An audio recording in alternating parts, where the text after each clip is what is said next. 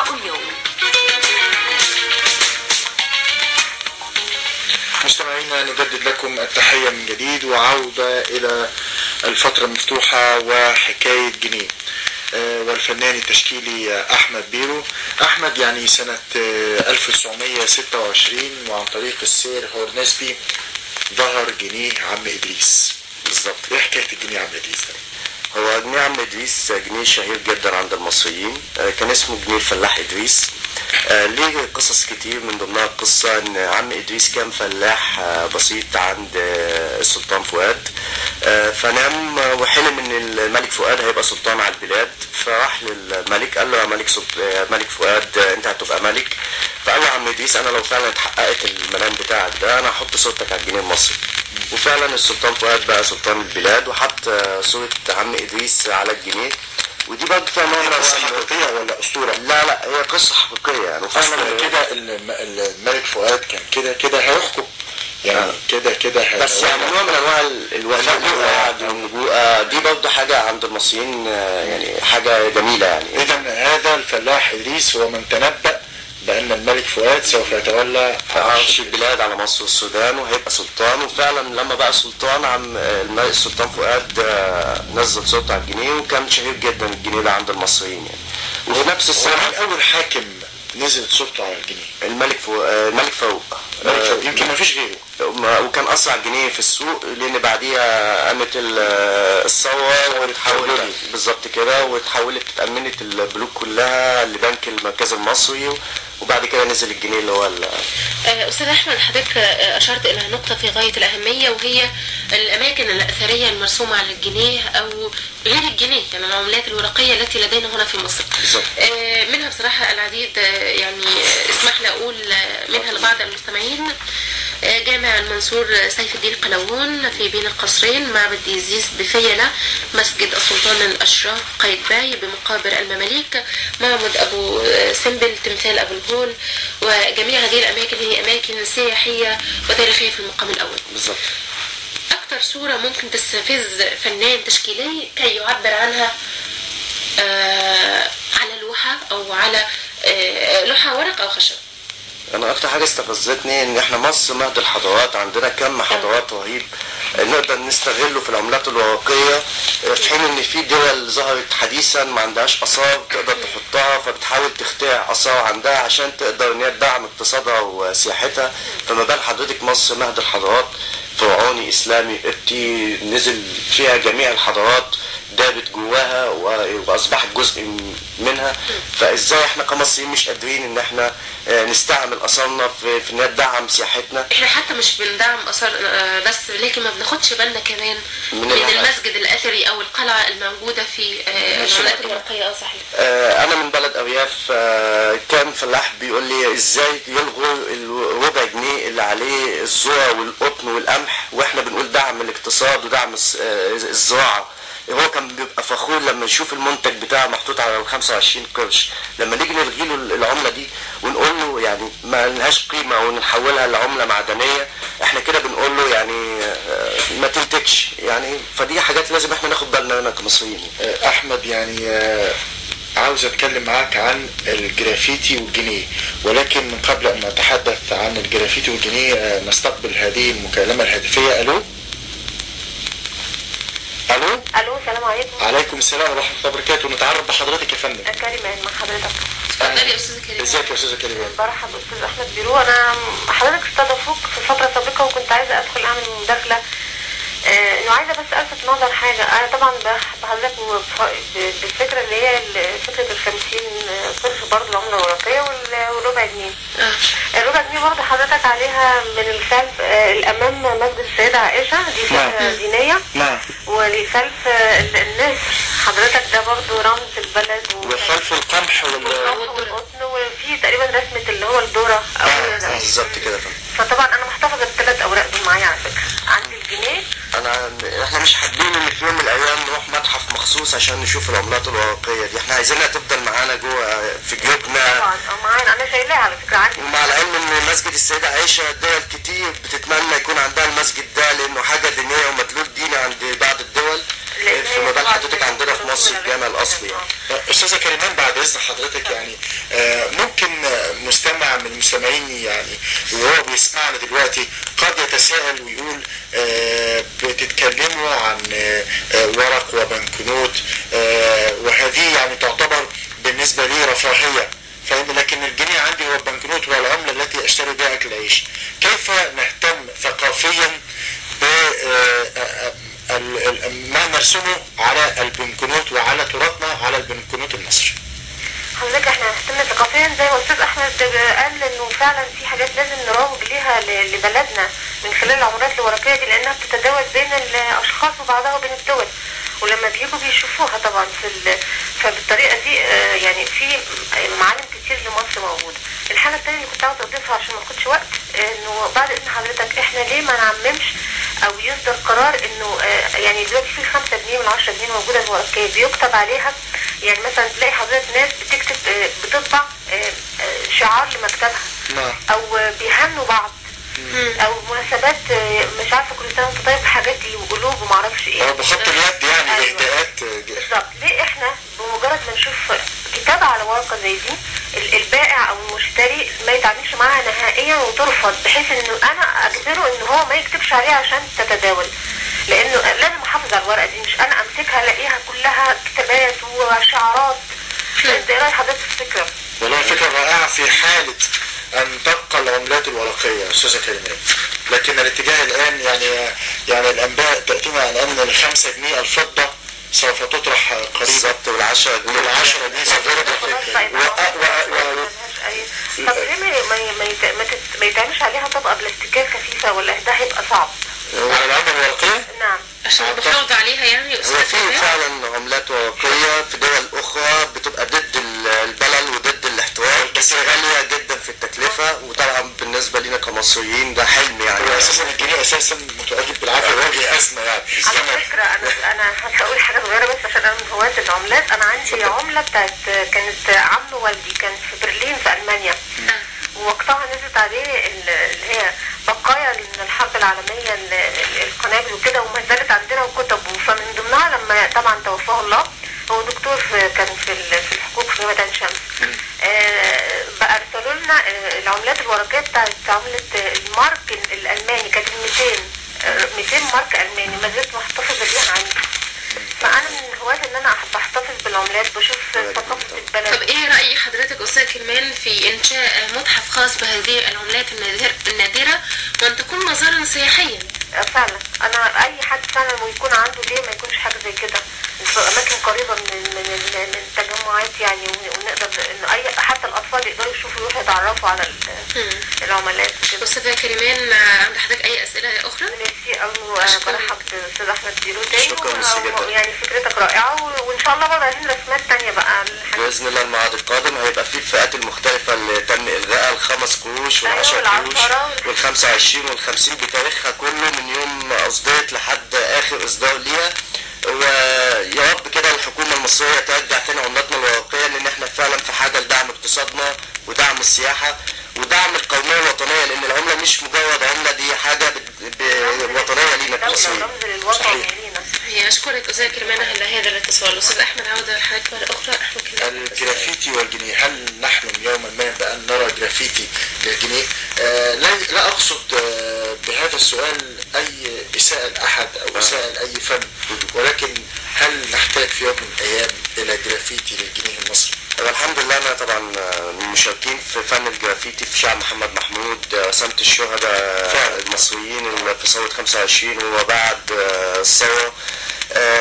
فعلا انا حاليا بعد الجرافيتي ضخم هيتعمل في ميدان التحرير للجنيه المصري، ان السائح لما ينزل مصر كمان ويشوفه على جدار كبير اكيد هينبهر بيه وبجماله وهيلفت النظر. ولكن اسمح لي يا احمد، لكن الجرافيتي ارتبط عندنا باشياء فقدناها.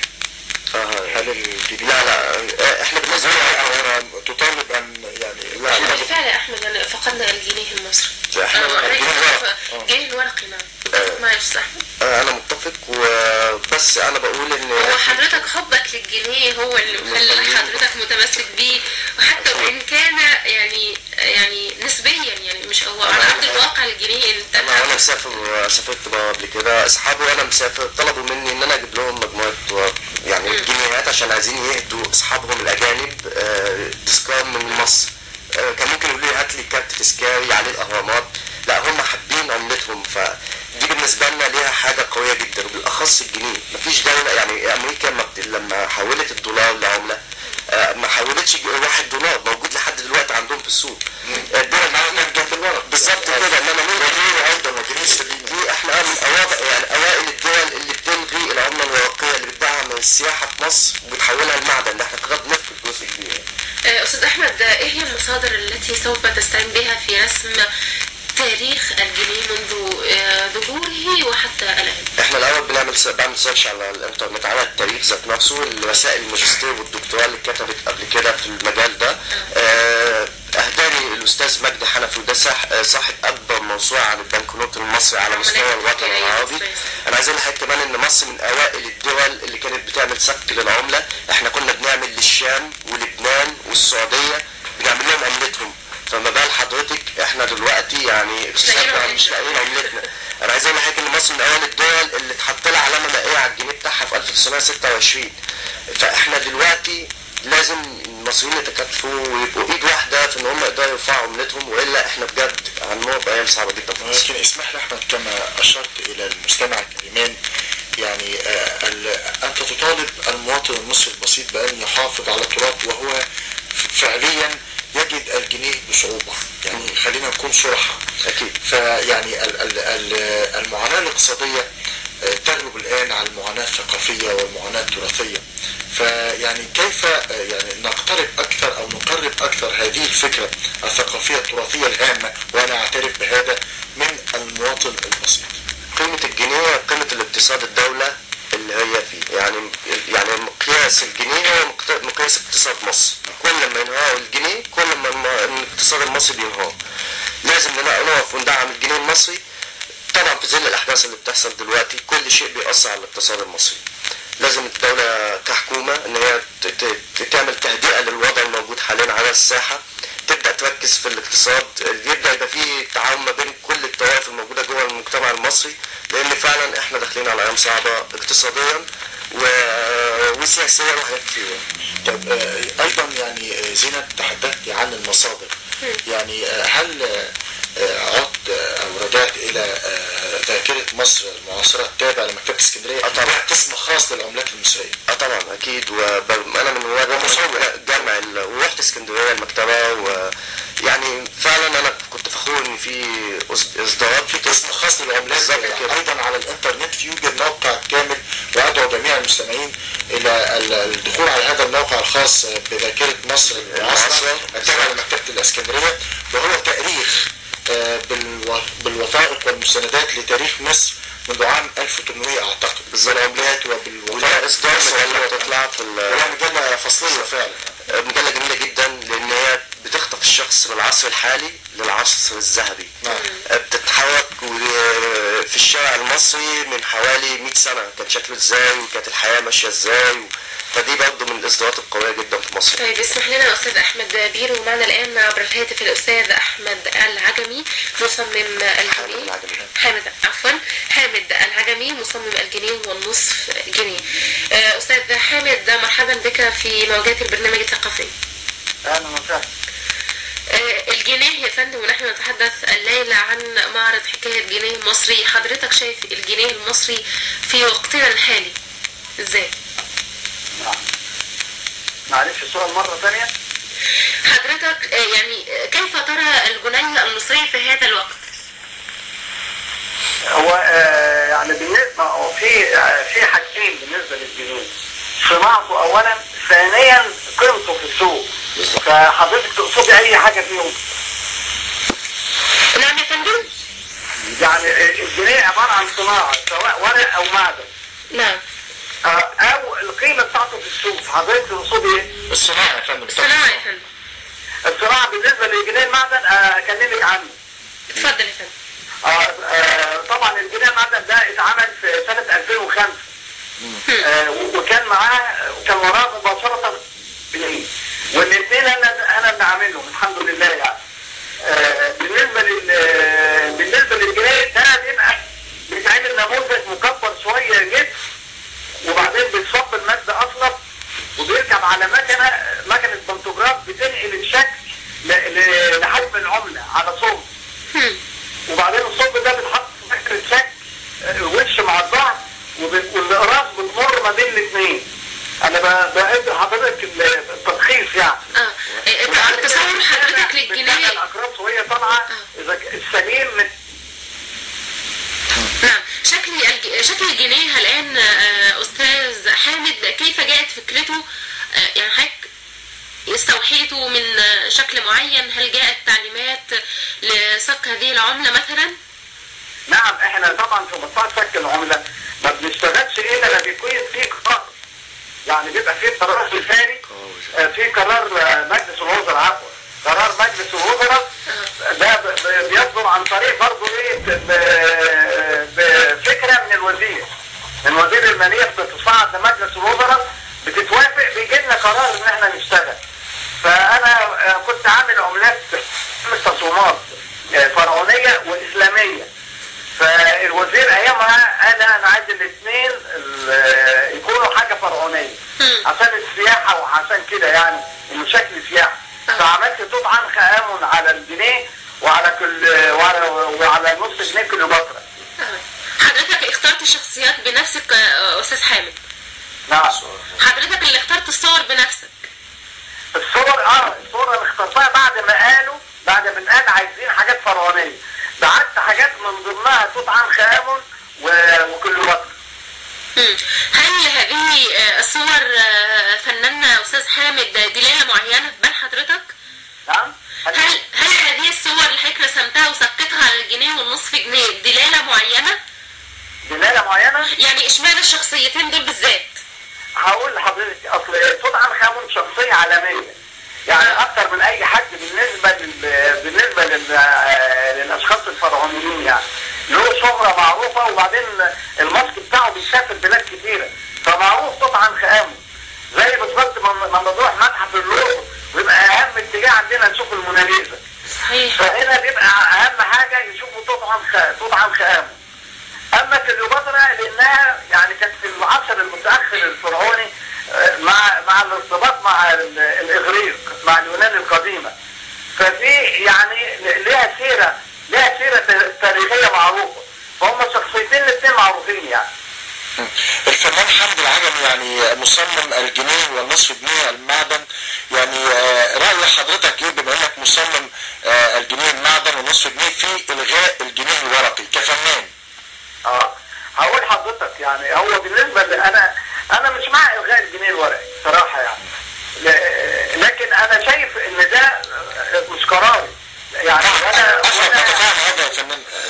حتى اهتمامي هيوصل، لان اللي بيقرر كده الوزير والنواحي الاقتصاديه، هم بيقولوا ان الجنيه المعدن يعني اقتصاديا احسن لانه بيعيش مده اطول وارخص، بيعيش مده اطول، لكن الجنيه الورقي سهل تقطيعه وسهل تمزيقه، بيصيبوا اي حاجات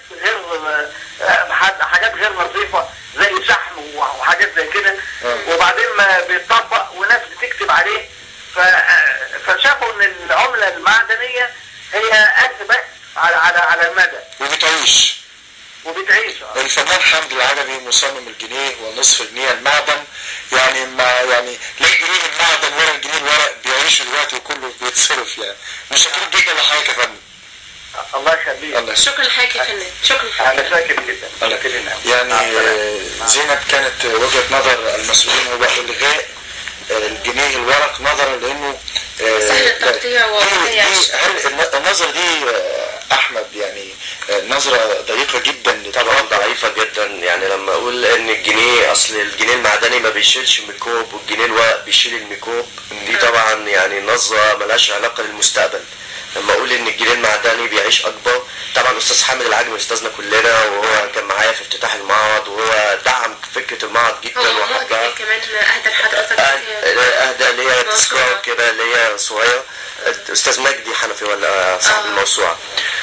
بس طبعا كل دول العالم جنب العملة المعدنية بيحطوا العملة الورقية، والاثنين يعني هو ليه فايدته اكبر كمان في دعم اقتصادنا ودعم سياحتنا، ليه فايدته اكبر للشخص الضعيف الفقير لما يمسك مجموعه اوراق في ايده هي عباره عن 5 جنيه مثلا وتديها له 5 جنيه معدنيه، اكيد هيبقى فيها نوع من انواع التهميش يعني.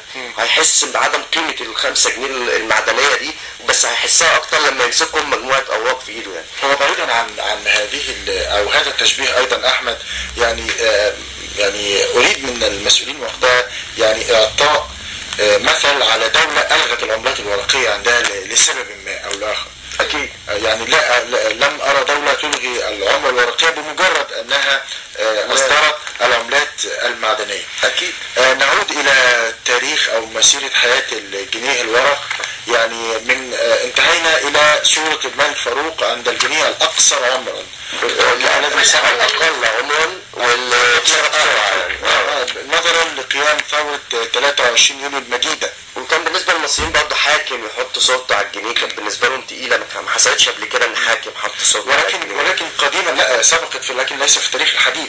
يعني كان من ضمن علامات تولي في عصر المماليك او عصر الدولة الايوبية او الفاطمية هو صك الاسم على العملة واحياء يعني. بس ده مش بنك نوت بقى، ده صك العملة بتبقى وثيقة كده اتعهد انا فلان. لا والعملات المعدنية موجودة في المتاحف في القلعة هو صك اسم السلطان المملوكي على العملة بمجرد ان يتولى مقاليد الحكم. يا ريت طبعا دولتنا كمان تشدد الحراسة جدا على بيع وشراء العملات المصرية في المزادات بره. لا مش في المزادات بره عزيز، يعني في وسط البلد وفي عابدين ترى بس دي اقل يعني عملات على الارصفه. تبقى عملات قريبه شويه يعني من 50 سنه او 20 سنه ايضا ذات قيمه يعني. طبعا بعد كده هتبقى ذات قيمه طبعا وهيبقى لها مدلول كبير في المتاحف المصريه يعني.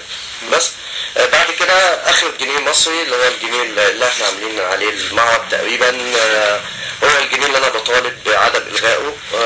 ده جنيه يعني هو ما اتغير شكله. هو كان في جنيه قبليه في 1968 وكان عليه برضه مازن كايباي وبتاع ولما هو بيسموه باللغه العاميه يعني عطر التشبيه اللي هو الجنيه الجبس. الرقم اللي كبر حجم هو الجنيه الجبس اللي قال عليه الاستاذ حامد العجمي. هو الجنيه اللي بيتصمم للعمله المعدنيه جبس كبير الحجم وبعد كده هذا من وجهه نظر الفنيه. بالظبط. تحدث عن عامه الشعب الجنيه الجبس جميعا يعني هذا يعني يضرب به المثل في اكيد لا مقلوب. انا كنت زمان ما اعرفش ايه الجنيه الجبس يعني. الناس بتقول الجنيه الجبس ايه الجنيه الجبس، فاكتشفت ان فعلا في حاجه اسمها الجنيه الجبس وانا فاكرها ان هي مدلول لشيء يعني. المصريين بيحبوا يكبروا الموضوع شويه بس. وبعد كده في عهد السادات الزعيم السادات حول الجنيه نفس الجنيه في سنه 78 بالظبط كده. غير واجهه المسجد وغير واجهه معبد ابو سمبل وبقى هو ده الجنيه من 1978 وهو موجود معانا لحد 2012. واول مره بنزل ادي سوبر ماركت جنيه يقول لي انا ما باخدوش اصل ده ما بيمشيش. فكانت صدمه بالنسبه لي يعني. ده الجنيه المصري وانا مصري وبكلمك مصري يعني ازاي بتقول لي الجنيه ما بيمشيش؟ فيقول لي لا روح ادي المترو الانفاق او البنزيمه هم بياخدوه يرجعوه البنك وبيحولوه المعدن فدي طبعا كانت صدمه لينا كشباب كتير جدا يعني. طيب اهم المعارض اللي جايه يا استاذ احمد؟ انا حاليا بحضر معرض زي ما قلت لحضرتك اسمه بنك نوت. باذن الله يبقى شامل كل العملات الورقيه اللي تم الغائها بتاريخها كله بتاريخ اصداراتها كلها. ده هيبقى مجمع حتى هيبقى فيه الجنيه وهيبقى فيه ال5 جنيه وال10 جنيه. فده هيبقى مجمع لكل العملات الورقيه باذن الله يعني. احنا كمصريين لازم نكون حريصين جدا عشان ده تراثنا للاجيال اللي جايه. انا مش عايز ابني في يوم من الايام يلومني انتوا ازاي ما وقفتوش قدام بيع وشراء العملات والطوابع والحاجات اللي هي تعتبر تراثنا المصري. فدي يعني من ضمن الحاجات اللي انا بعدلها باذن الله. حضرتك استاذ احمد الفنان التشكيلي على الصفحه صفحه فنيه مصريه بالظبط كده اعلنت عدم الاحتفال بالذكرى الثانيه لثوره 25 من يناير مع ان حضرتك يعني ثوري جدا وحريص على مصلحه البلد وتهدف الى دعم السياحه من خلال هذه المعارض التي تحيي العملات الورقيه والمزارات السياحيه مره اخرى. تمام. اشرح لنا وجهه نظرك هو في عدم الاحتفال. 25 يناير هو نقوص يعني بيدق للحكومه ان مطالب الثوره لم تتحقق بعد. انا صديقي الشخصي الشهيد احمد بسيوني، الشهيد محمد عماد، الشهيد مينا والشهيدة سالي وشهداء كتير أعرفهم كانوا معانا في 25 يناير واستشهدوا. الناس دي ما حقوقهم ما جاتش. البلد دلوقتي في حالة غلاء قوي جدا وسريع. مطالب الثورة لم تتحقق بعد. ازاي احتفل بشيء انا حاسس ان هو لسه مستمر ولسه بالظبط كده. فقررنا احنا مجموعتنا جماعة فنية مصرية بتتكون من اكتر من 150 فنان شاب وفنانة منهم كتاب وشعراء مش بس فنان تشكيلي او في هذا الجانب. هو احنا كل المبدعين اللي كانوا موجودين في ميدان التحرير اللي كانوا بيلعبوا جيتار واللي كانوا بيرسموا جرافيتي واللي كانوا بيغنوا وبيلقوا شعر كلنا انضمينا لصفحة فنية مصرية. والحمد لله عملنا معرض التحرير الدولي، معرض ثورة 25 يناير الدولي. من ضمن الأحداث إن السنة اللي فاتت إحنا دعمنا معرض الكتاب وعملنا معرض ضخم عن ثورة 25 يناير. السنة دي للأسف إن اتلغى عرضنا في المعرض لظروف ما إن إحنا شباب الثورة يعني الله أعلم إزاي إحنا نعمل معرض في معرض الكتاب بس. فأكيد مطالب الثورة هنكملها وهنفضل مستمرين لحد ما تتحقق مطالب الثورة بس. نعم، يعني أستاذ أحمد بيرو الفنان التشكيلي، ونعود إلى الجنيه المصري. أحمد، يعني لو التقينا بعد سنة من الآن هل سنكون نتناول الجنيه الورق مرة أخرى أم سوف تحمل مجلد 5 جنيه وال10 جنيه مثل مجلد الجنيه؟ أعتقد إن زي ما حضرتك شفت كده نطلع من محفظة الجنيه وربع جنيه و25. أعتقد إن هو هيرجع تاني، وأكيد إن الحكومة هتبدأ تفكر جديا في ان هي ترجع العملة دي عشان تدعم اقتصادنا وتدعم سياحتنا وعشان تنمي الروح الوطنية عند المصريين. الجنيه مش مجرد عملة، ده رمز وايكون لكل مصري على ارض مصر يعني. احمد، يعني هل صدر قرار رسمي بإلغاء الجنيه الورق ام انه يعني في عرف التعامل بما انه ما بيتصرفش فانا ما اخدوش منه؟ في عرف التعامل ما بيتصرفش، وده برضه يعني كل صدر قرار رسمي بإلغاء الجنيه الورق. كل الناس حضرتك لو خدت جنيه نزلت دلوقتي سوبر ماركت قلت له انا او كشك حتى قلت له اعلم هذا. نعم، اعلم هذا انا بطالب المصريين ان هم لما هم يبقوا ضد القرار ده وياخدوا الجنيه ويتداولوا بيه ويتعاملوا بيه، لان الجنيه الواقي مهم جدا لينا كمصريين يعني. نعود الى الفن التشكيلي بصفة عامة بعد ثورة 25 يناير.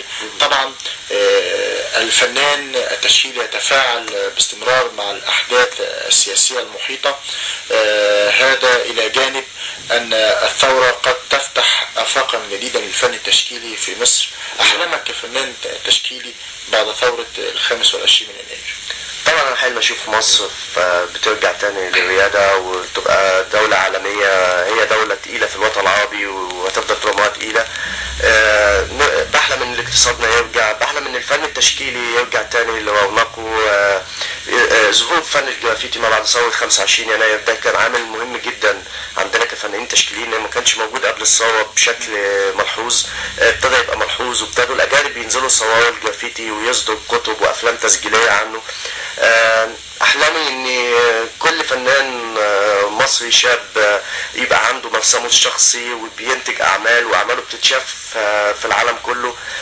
احلامي ان وزارة الثقافة تدعم كل الفنانين الموجودين والمثقفين الموجودين ويبقى في حرية في الابداع وفي الفكر وفي الابتكار، لان دي اساسنا. احنا مصر بلد مفيش نهضة بتحصل في اي بلد بدون ما يسجلها المثقفين والكتاب، هم اللي بيسجلوا النهضة دي او القوة اللي موجودة في البلد دي. الفنان التشكيلي الكبير أحمد بيرو، يعني نتمنى لك كل الحظ والتوفيق في سلسلة المعارض القادمة بإذن الله.